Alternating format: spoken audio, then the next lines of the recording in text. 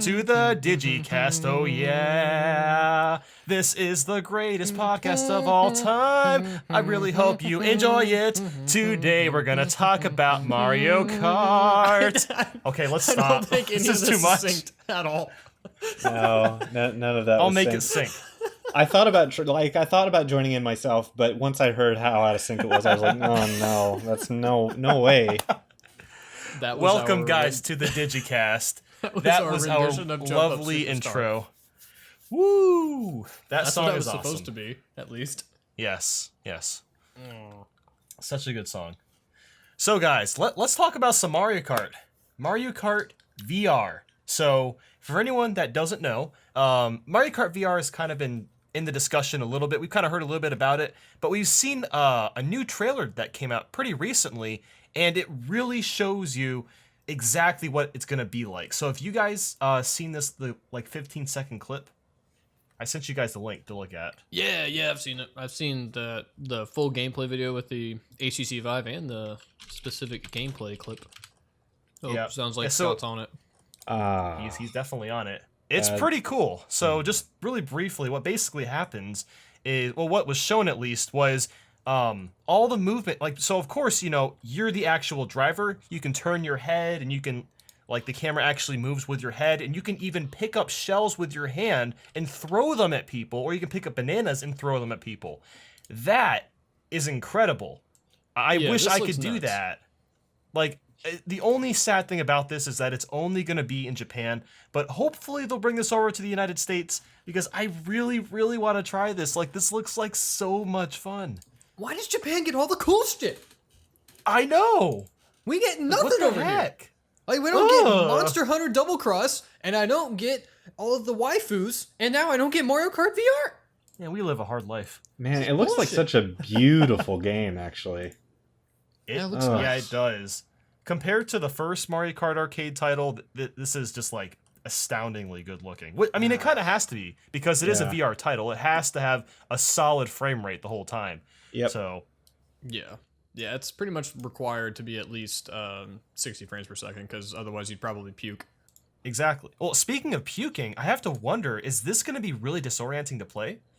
I feel like it might be. Yeah, probably. After I think the first 10 minutes would be really fun, but then after that, I can imagine it be just very, very nauseating, constantly having to look around for items and shells. Maybe if the gameplay is really slowed down, it won't be that bad, but I don't know. I don't know how well it's going to turn out. The thing that weirds me out is the fact that with a VR headset, if this is arcades, you're wearing a headset that has probably been worn by who knows how many people, and I guess it's a Vive, so I mean, Lice. that could be all kinds of nasty, right? By the way, we should probably introduce True. ourselves. Oh, yes. So, Jacob, say hi, Jacob. Hi, everyone. Scott. Hola. Scott, say hi. Oh, I mean, hello. So, anyway. So, of course, I mean, there's really not much to talk about for Mario Kart VR. We kind of decided that we kind of want to talk a little bit more about just VR in general. What do we want to see from Nintendo that would work really well with VR? Because there's been a bit of discussion about VR coming to the Switch, possibly being an add-on of some sorts. Star Fox, F-Zero. Star Fox, F-Zero. Diddy Kong What do you Racing think, 2. Jacob? Metroid. Ooh, Metroid Prime 4, VR support. I love that. Yep, Metroid Prime 4 VR support. I absolutely have no desire to play Diddy Kong Racing 2 in VR, though. I would like that to be known. Star Fox Space Sam. Yeah. That would be cool. Please. What about Pikmin in VR? I don't know how I feel about that. There's a lot going on the screen. A first-person Pikmin game in VR? I feel like it would be really cool. You don't need to do first person, but actually, I think VR would work really well for kind of floating over the map and being able to point and do stuff in VR. I think that would work well. The thing about Pikmin, though, is that you don't really have a need to be looking around. You know what I mean? With VR, you have that 360 degrees. So you always want. Yeah, I guess you're right. You always want things to be in first person when you're in VR. Like, I want Animal Crossing first person in VR so I can see all of the holes I'm digging and burying of the bugs. I think Animal Crossing makes a lot of sense, and probably the biggest game Nintendo could do is Legend of Zelda. I mean, how awesome would it be to have to look around to solve the puzzles? Like, you couldn't just look straight forward. I think that makes perfect sense. It could work, potentially. It depends on how disorienting they end up making it. It'd have to be a simpler type of Zelda game, but I could see it working to some extent. I don't think I don't like the I know that some people have played it and some people like it, but like I don't like the idea of like first person shooter or like horror stuff. I know that that's like one thing that people love about a lot of VR games. Like, you know, there was Resident Evil 7 that had VR support and all that, but it was amazing. I'm sure it was. But for me, I feel like VR is meant for those times when you have a game where you're literally sitting down in a chair more or less in the game, like when you have those racing games, which is why Mario Kart probably does work so well, or when you have space sims, like when you're in the cockpit of like a plane or a spaceship. That's when I think VR works best. But I can't really wrap my mind around platforming or FPSs or even like an action adventure game like Zelda. Yeah, I don't think platforming would work very well. Yeah, there would just be way too much going on. But I do think Zelda could potentially work. I do see how it could be very disorienting. But if you can still move around, like with, you know, a joystick or whatever, and really the VR helmet is only just to kind of, you know, check your surroundings, I do think that could work. But at the same time, you know, it could make something like an Octorok freak you out because you turn your head, he's right in front of you, you know. It could be really scary, I can imagine. Little squid bastard. I could see Zelda being absolutely terrifying in VR, to be honest. Yeah, Depending seriously. on what one you play, yeah. Like, Majora's Mask would be scary as shit. Ooh. It'd be amazing. Like, if you actually look up and you see the moon in VR, that would be scary. Oh God. Oh, that'd be nightmares. Or the Happy Mask salesman. But it's even worse if you keep it like all low poly and stuff. Oh, well, that's yeah. really disorienting. And you have all those low resolution textures. Oh man, I kind of want to try it now. Jeez. Yeah. I mean, there are mods out there where people have added VR support to specific games. Like, I'm pretty sure there's VR support for The Legend of Zelda on the NES. I do think Ocarina of Time as well. I don't know it. I mean, I think the only thing you can do is just turn your head a little bit, but nothing else changes. The mechanics are still basically the same, and not too much has changed, but it's still pretty cool that exists. Can you imagine if there was like full Dolby like 7.1 surround sound with like a Majora's Mask VR game, and at the very beginning you just hear I would be so freaked out. I would definitely pee my pants. Yes. And for those of you who don't know, I was referencing the Happy Mask salesman. So I guess we've backed out of wanting Zelda in VR already, after just a few seconds of talking about it. Well, what's something that would be really good that would work? F-Zero.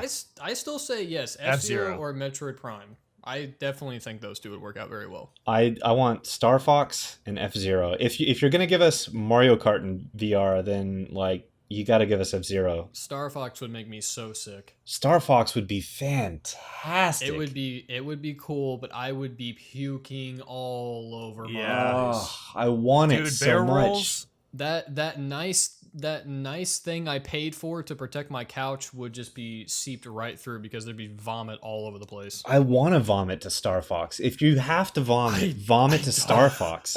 I mean, I'd rather vomit to Star Fox than Mario Kart. But that's what I'm saying. I don't want to vomit regardless. I don't know. Wow. Just a I think I think it would be great. That's my opinion. Nathaniel, what would you like to vomit to? You know, honestly, I am perfectly fine not having VR in my life because I don't. Here's the thing. So I finally tried VR at E3. I was able to try it. It was very basic. I was like in this white void, and there was this desk with a couple of objects on the desk. It was like a book or something, and it was really, really cool. But it felt like a novelty to me, and I still kind of see VR in that way. I do think some games work with VR, like, we've already brought up Resident Evil 7. I think that's a great game that does work with VR, but I don't think it's something that I necessarily want to see in a lot of games. Perhaps they can kind of be like little fun spin-off games, like, you know, Mario VR, where it's a very specific Mario game that's only in VR. They could do something like that with all the Nintendo franchises.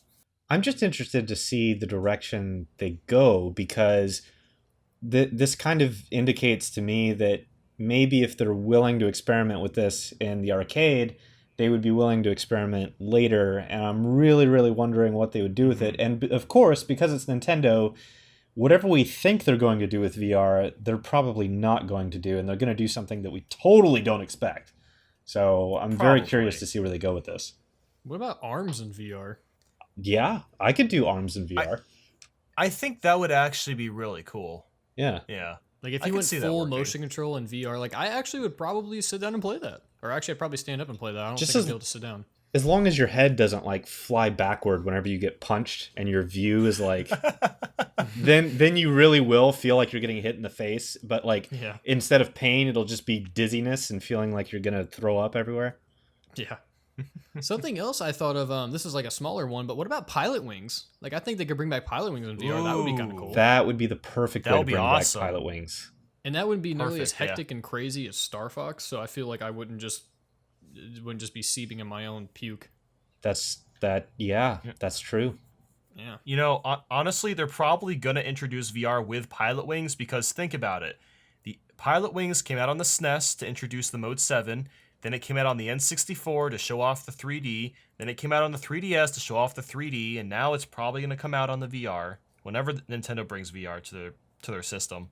And then just like every other Pilot Wing name, it's going to be really, really innovative. And it's going to be called Pilot Wings VR. Yes. Pretty sure everything else was named like that, right? Like it was Pilot Wings 3D or Pilot Wings 64. Mm-hmm. Isn't that Pilot right? Wings 64. Yeah, you're right. What was the SNES version called? Pilot Wings. Just Pilot Wings. The OG. I wish they would make a subtitle of something just really anime. It's like Pilot Wings Generations.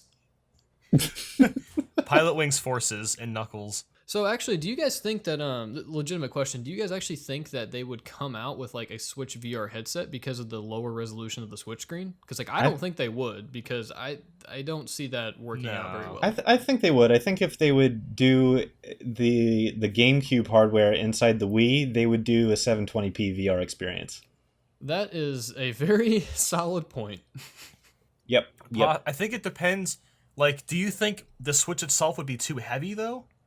I think that they would actually go back in time and then just give you like a piece of tape and you can strap your Wii U gamepad to your face. Yeah, there we go. This is a nice this is Nintendo. 480p screen. They'll make a headset that requires you to plug in separate headphones so that if you want sound in your VR experience, you have to take the headset, insert the Switch into the headset, run a wire from you run a wire to the Switch to get your sound, and then because it will take so much power because it's VR or something, you'll have to wear a battery pack on your back. So you'll have to wear an extra 20 pounds of equipment in order to play Switch VR.